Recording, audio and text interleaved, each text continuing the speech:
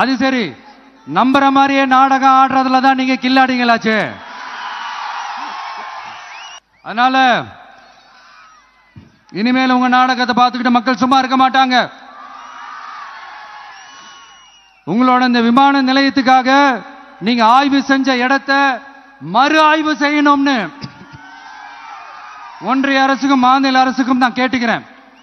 விவசாய நிலங்கள் இல்லாத இந்த பாதிப்புகள் குறைவா இருக்கிற இடங்களா பார்த்து உங்களுடைய விமான நிலையத்தை கொண்டு வாங்க.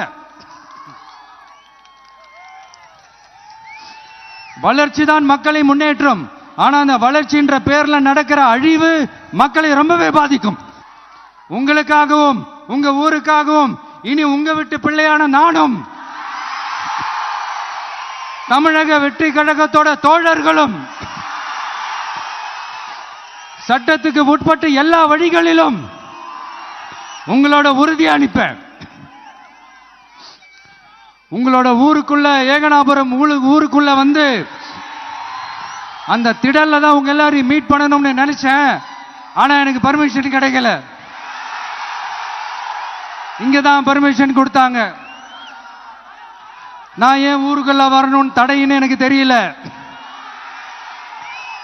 இப்படிதான் கொஞ்ச நாளைக்கு முன்னாடி நம்ம புள்ளிங்க ஒரு நோட்டீஸ் கொடுத்ததுக்கு தடை விதிச்சாங்க. ஒரு துண்டு சீட்டு நம்ம புள்ளிங்க கொடுத்ததுக்கு. அது ஏன்னு எனக்கு புரியல. அதனால கான்பிடண்டா இருங்க, நல்லதே நடக்கும், வெற்றி நிச்சயம்.